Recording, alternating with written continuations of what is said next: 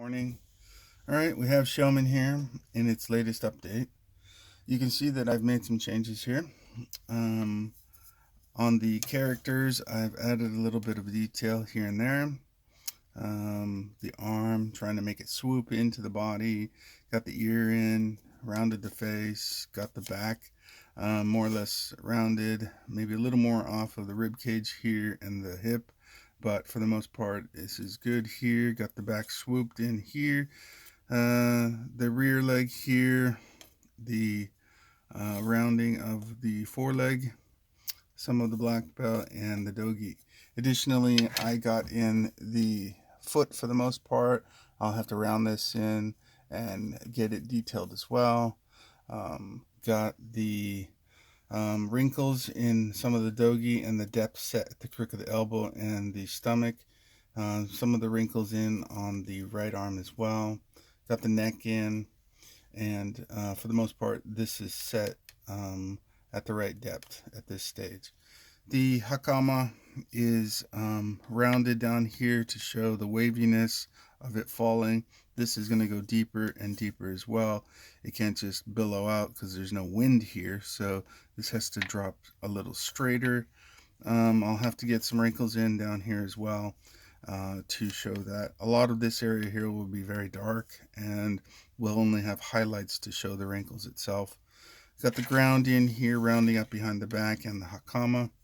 And then, of course, we have the characters. So the characters, the kanji characters, were, and I knew would be very difficult because once you create these characters, they're fragile.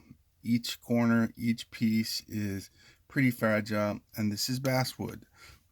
Basswood will flake away if it's touched too much, and if they were in place, that's what would happen. They would flake away. So what I've done is I have separated them. So when I separated them, I removed them from their spots on the side and over here as well.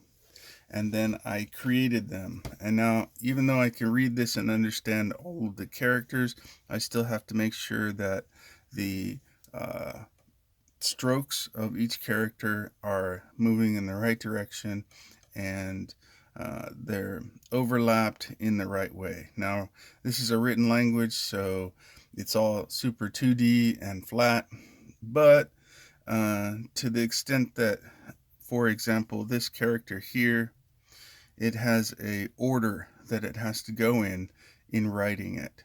And that order can determine whether a piece like this here or this here sticks above, or is, for example, behind.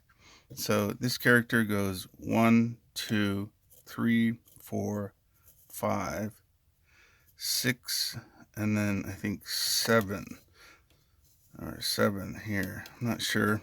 I'll have to consult with my wife or an expert in writing. But for the most part, it goes 1, 2, 3, 4, 5, 6, 7, 8, 9, 10, 11, 12, and then 13. So this one does sit on top of this one, so those can be written that way. Anyway, I had to do that, and we'll have to continue to do that throughout as I complete these.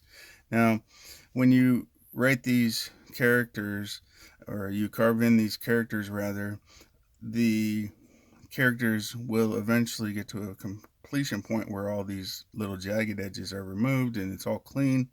But if I were to keep moving the carving around and either leaning on it or rubbing up against it, or any manner of touching it, it would eventually start to break off and flake away.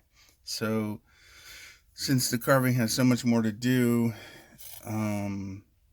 really I couldn't have these on the block. So I removed them, I've created them, I will clean and complete them, and then I will reattach them via glue.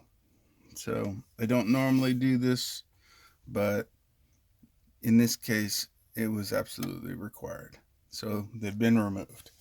Now I'll proceed with setting the tatami, the ground, the surface they walk on, across, and then the lake, and then the trees, and then the mountain, and I'll try to set in some of the cherry blossoms as well.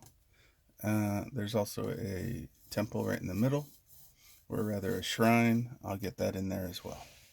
All right, Shomen.